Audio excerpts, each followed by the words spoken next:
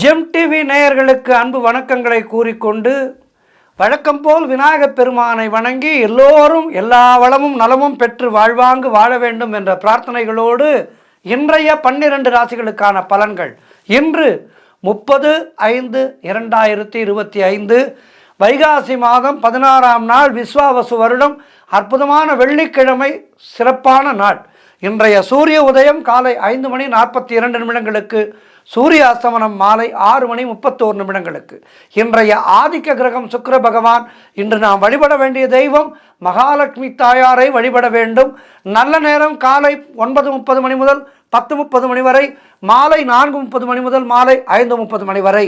ராகு காலம் காலை 10:30 மணி முதல் மதியம் 12 மணி வரை. யமகண்டம் மதியம் 3 மணி முதல் மாலை 4:30 மணி வரை. குளிகை நேரம் காலை 7:30 மணி முதல் காலை 9 மணி வரை. இன்றைய சுபகோரை சுக்கிரகோரை நேரம் காலை 6 மணி முதல் காலை 7 மணி வரை, இரவு 8 மணி முதல் 9 மணி வரை. இன்றைய நட்சத்திரம் இன்று அதிகாலை 2:37 வரை திருவாதிரை, அதன் பின்பு புனர்பூசம். இன்றைய திதி இன்று அதிகாலை 3:28 வரை வளபிறை திருதியை, அதன் பின்பு சதுர்த்தி வருகின்றது. இன்றைய சந்திராட்டம நட்சத்திரம் இன்று அதிகாலை 2:37 வரை அனுஷம், அதன் பின்பு கேட்டை நட்சத்திரம். அடுத்து நாம் காண இருப்பது 12 ராசிகளுக்கான பலன்களை.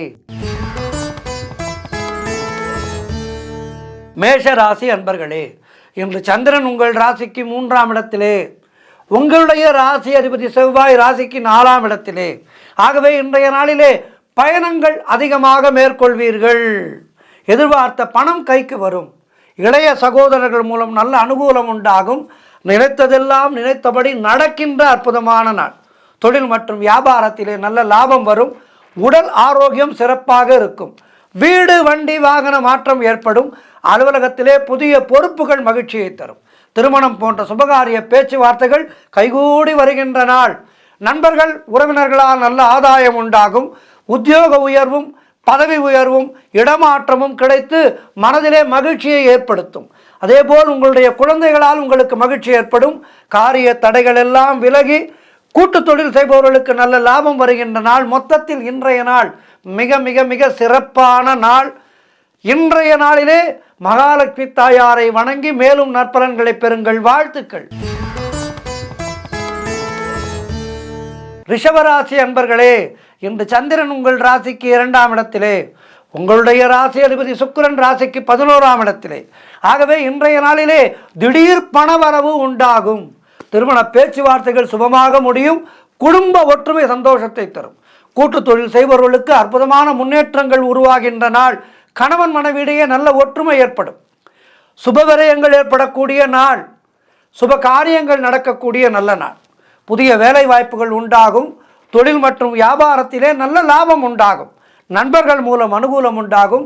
பழைய பாக்கிகள் வசூலாகும். உழைப்புக்கு ஏற்ற ஊதியம் கிடைக்கும். கடன் பிரச்சனைகள் முற்றிலுமாக தீரும். பதவி உயர்வோடு வேலை மாற்றம் ஏற்படும். மொத்தத்தில் இன்றைய நாள் அற்புதமான நாளாக இருக்கின்றது. மேலும் நற்பலன்களை பெறுவதற்கு என்ன செய்ய வேண்டும்? மகாலட்சுமி தாயாரை வணங்க வேண்டும். வாழ்த்துக்கள். மிதுன ராசி அன்பர்களே, இன்று சந்திரன் உங்கள் ராசியிலேயே இருக்கின்றார். உங்களுடைய ராசி அதிபதி புதன் ராசிக்கு 12இல் இருக்கின்றார். ஆகவே இன்றைய நாளிலே செய்தொழில் செய்பவர்களுக்கு நல்ல லாபம் உண்டாகும். சொந்த பிஸ்னஸ் செய்பவர்களுக்கு அருமையான லாபங்கள் உண்டாகின்ற நாள். உடல் ஆரோக்கியம் சிறப்பாக இருக்கும். நினைத்த காரியங்கள் எல்லாம் நல்லபடியாக நடக்கக்கூடிய நாள். பொருளாதாரம் திருப்திகரமாக இருக்கும். பிள்ளைகளால் பெருமை ஏற்படும். வாழ்க்கை துணையால் மகிழ்ச்சி உண்டாகும். புதிய வேலை தேடிக்கொண்டிருப்பவர்களுக்கு வேலை நிச்சயமாக கிடைக்கும். பூர்வீக சொத்திலே இருந்து வந்த பிரச்சனைகள் எல்லாம் விலகி சொத்துக்கள் கைக்கு வரும். சந்தோஷமாக இருக்கும் மனமானது. எதிலும் வெற்றி உண்டாகும். கணவன் மனைவியிடையே நல்ல ஒற்றுமை ஏற்படும். கடந்த காலத்திலே இருந்த பிரச்சனைகள் எல்லாம் தீர்ந்துவிடும். மொத்தத்தில் இன்றைய நாள் மன மகிழ்ச்சி ஏற்படுகின்ற அற்புதமான நாள். மகாலட்சுமி தாயாரை வணங்கி மேலும் நற்பலன்களை பெறுங்கள். வாழ்த்துக்கள். கடகராசி அன்பர்களே, இன்று சந்திரன் உங்கள் ராசிக்கு 12ஆம் இடத்திலே இருக்கின்றார். ஆகவே இன்றைய நாளிலே அலுவலகத்திலே பணிச்சுமை அதிகமாக இருக்கும். வெளிநாடு செல்வதற்கான முயற்சிகளிலே வெற்றி கிடைக்கும். ஆனால் குடும்பத்திலே கணவன் மனைவிக்குள் சண்டை சச்சரவுகள் ஏற்படும். நண்பர்கள் உறவினர்கள் மூலம் நல்ல உதவிகள் கிடைக்கும், ஆதாயங்கள் கிடைக்கும். கூட்டு தொழில் செய்பவர்களுக்கு மன வருத்தங்கள் உண்டாகலாம். குலதெய்வ வழிபாடு மன அமைதியை தரும். உத்தியோகத்திலே இருப்பவர்கள் கூடுதல் கவனம் செலுத்த வேண்டிய நாள். திருமணம் போன்ற சுபகாரிய பேச்சுவார்த்தைகள் இன்றைய நாளிலே துவங்காதீர்கள். இன்றைய நாளிலே துவங்கினால் சற்று தள்ளி போகும். ஆகவே இன்றைய நாளிலே சுபகாரிய பேச்சுவார்த்தைகள் வேண்டாம். வீடு வண்டி சம்பந்தமான விரை செலவுகள் சிலருக்கு ஏற்படலாம்.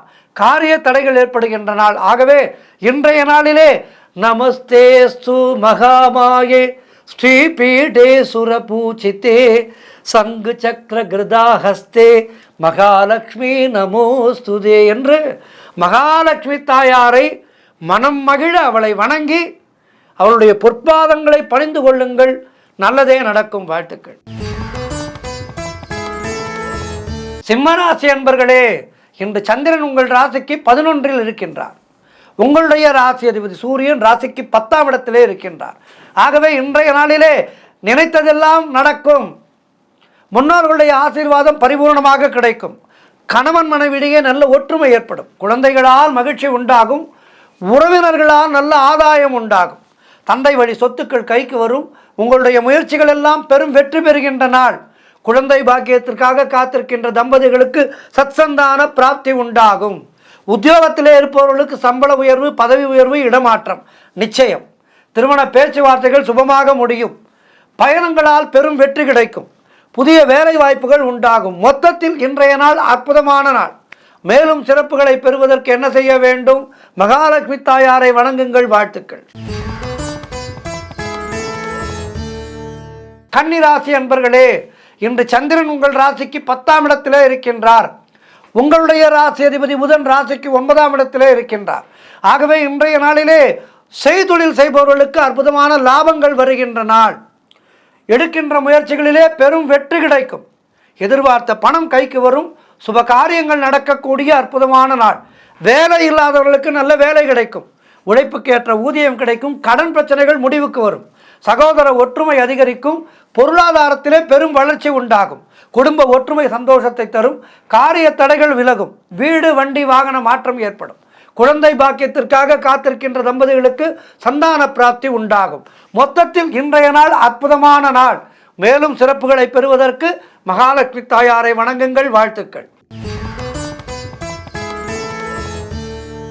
துலாம் ராசி அன்பர்களே, இன்று சந்திரன் உங்கள் ராசிக்கு 9ஆம் இடத்திலே இருக்கின்றார்.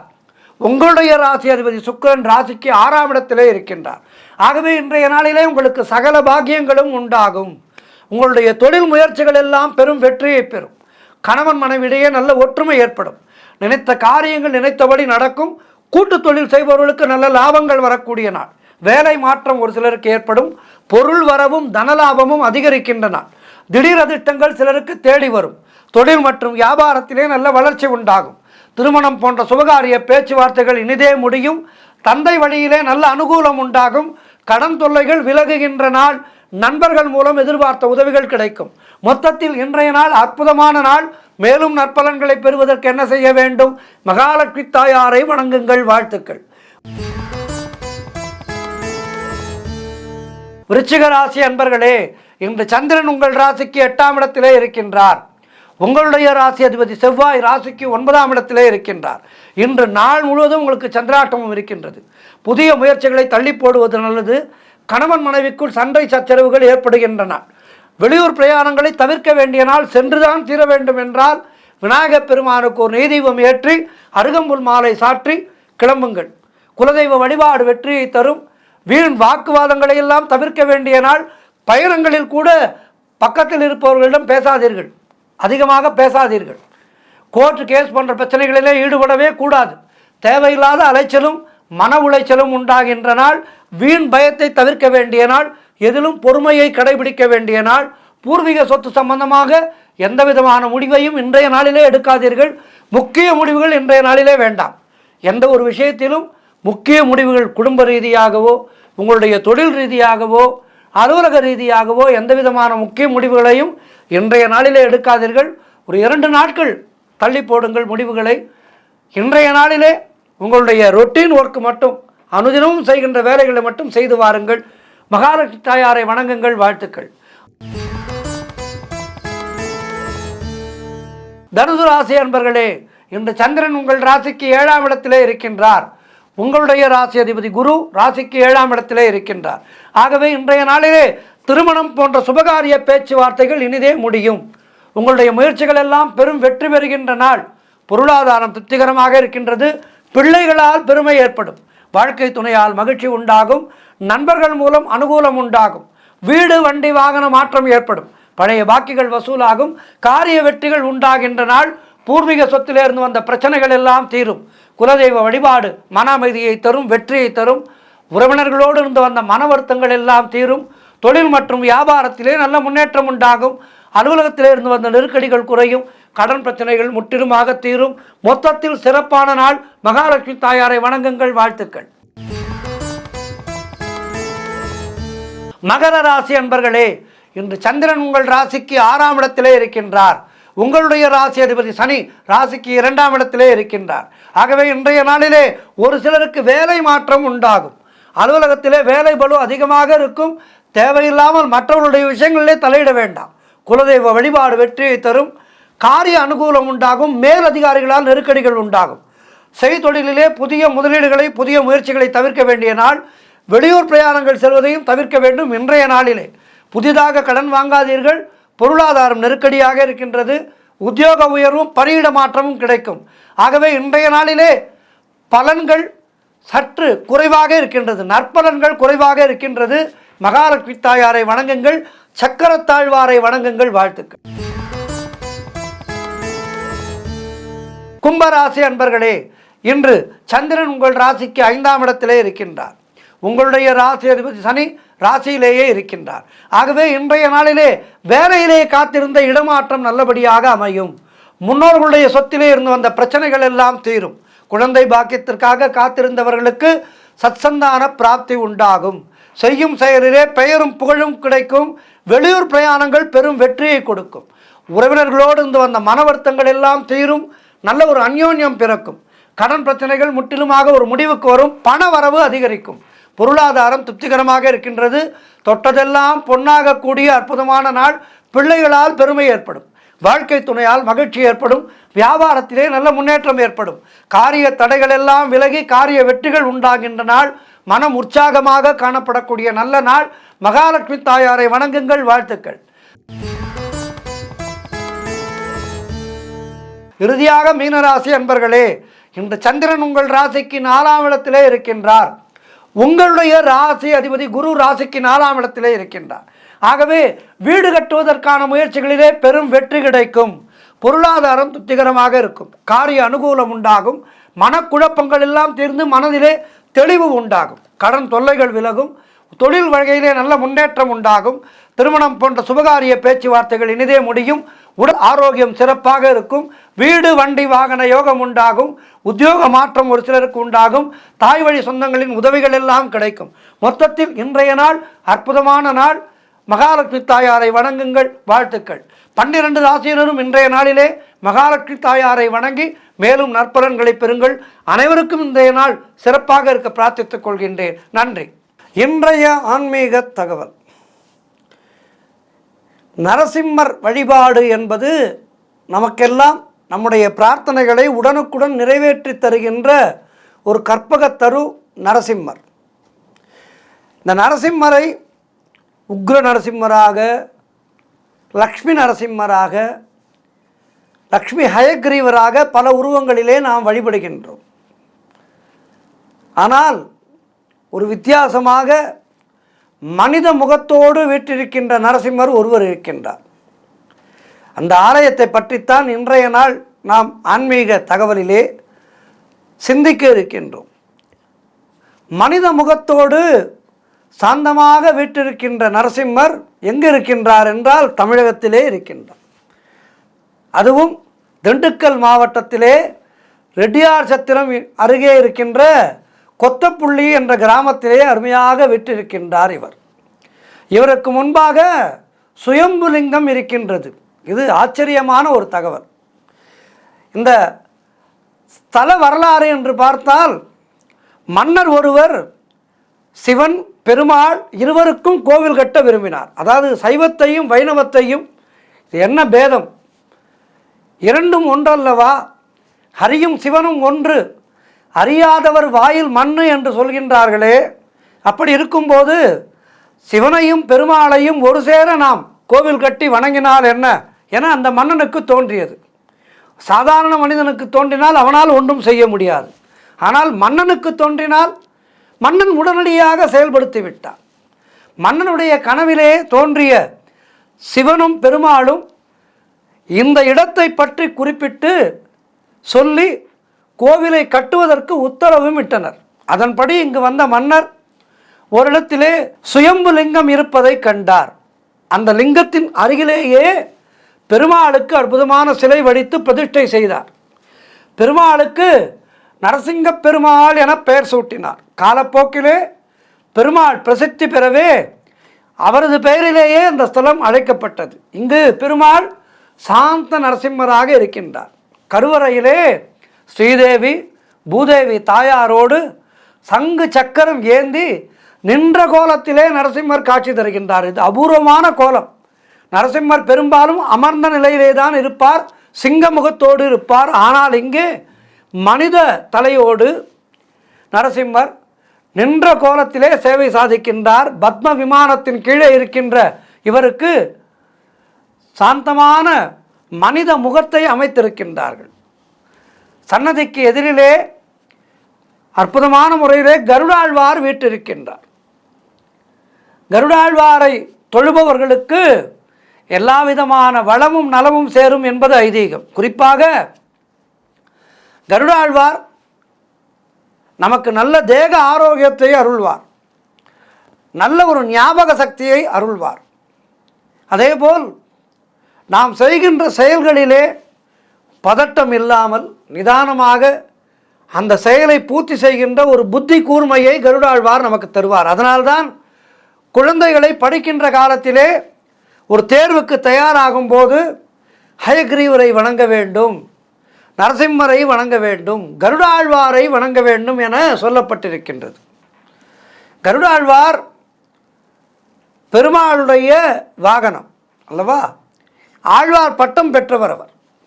பெருமாள் என்ன நினைக்கின்றாரோ அவர் நினைக்கின்றதை நினைத்த மாத்திரத்திலேயே உடனுக்குடன் செயல்படுத்தக்கூடியவர் கருடாழ்வார். கருடாழ்வாருக்கு அப்படிப்பட்ட ஒரு அனுகிரகத்தை பெருமாள் செய்திருக்கின்றார். ஆகவே இந்த ஆலயமானது அற்புதமான ஆலயம். இந்த ஆலயத்துக்கு சென்று வழிபாடு செய்து இந்த ஆலயத்திலே வழிபாடு செய்பவர்களுக்கு பெருமாளுடைய அனுகிரகமும் கிடைக்கும், சிவபெருமானுடைய அனுகிரகமும் கிடைக்கும் என்பது ஐதீகம். ஆகவே இந்த ஆலயத்துக்கு சென்று வழிபாடு செய்து வாழ்க்கையிலே எல்லா வளமும் நலமும் பெறுவோம். நரசிம்மரை வணங்குவதற்கு உரிய நாள் புதன்கிழமை அற்புதமான நாள். வியாழக்கிழமைகளிலேயும் நரசிம்ம வழிபாடு செய்யலாம். ஆனால் புதன்கிழமை மிகவும் உச்சிதமான ஒரு நாள் நரசிம்மரை வழிபடுவதற்கு. அதேபோல் சுவாதி நட்சத்திரம் மாதத்திலே வருகின்ற சுவாதி நட்சத்திரம் இருக்கின்றதல்லவா? அந்த சுவாதி நட்சத்திர நாளிலே நரசிம்மருக்கு விரதம் இருந்து நரசிம்மருக்கு பானகம், இந்த பானகம் என்பது மிக விரும்பி ஏற்றுக்கொள்வார் நரசிம்மர். நரசிம்ம அவதாரத்தின் போது மிகுந்த உக்ர நிலையிலே இருந்த நரசிம்மரை தனிய செய்தது இந்த பானகத்தை அளித்துத்தான் தனிய செய்தாராம். அந்த கோபத்தை, உக்ர கோபத்தை, பானகம் நல்ல மென்மையாக இருக்கும், அருந்துவதற்கு இனிமையாக இருக்கும். இந்த பானகத்தை கொடுத்துத்தான் நரசிம்மருடைய அந்த உக்ர கோபத்தை சாந்தப்படுத்தியதாக இதிகாசம் சொல்கின்றது. ஆகவே நரசிம்மருக்கு பானகத்தை வைத்து நைவேத்தியம் செய்ய வேண்டும். மாலை வேளையிலே நரசிம்மரை நினைத்து இந்த சுவாதி நட்சத்திர நாளிலே பிரதோஷ நேரம் என்று சொல்வார்கள். பிரதோஷ நேரம் என்பது சிவனுக்கு மட்டுமல்ல, நரசிம்மருக்கும் மிக உச்சிதமான ஒரு நேரமாகும். மாதம் வருகின்ற பிரதோஷ காலங்களிலேயும் நரசிம்மர் வழிபாடு செய்யலாம். சுவாதி நட்சத்திரத்தன்று வாரம் புதன்கிழமை, அதேபோல் மாதம் வருகின்ற சுவாதி நட்சத்திரத்தன்று மாதத்திலே வருகின்ற 2 பிரதோஷ தினத்தன்றும் நரசிம்ம வழிபாடு செய்பவர்களுக்கு நாளை என்பது நரசிம்மனிடத்திலே இல்லை என்று அடிக்கடி சொல்வார்கள். நரசிம்மரை பற்றி பேசும்போதெல்லாம் இந்த வார்த்தையை சொல்வார்கள். ஆகவே நாளை என்பது நரசிம்மனிடத்திலே இல்லை, உடனுக்குடன் நமக்கான நல்ல பலன்களை தருபவர் நரசிம்மர். இந்த நரசிம்மரை வழிபட்டு வாழ்க்கையிலே எல்லா வளமும் நலமும் பெறுவோம். ஓம் நரசிம்மாய நமக, ஓம் நமோ நாராயணாய நமக, ஓம் நம சிவாயா. நன்றி, வணக்கம்.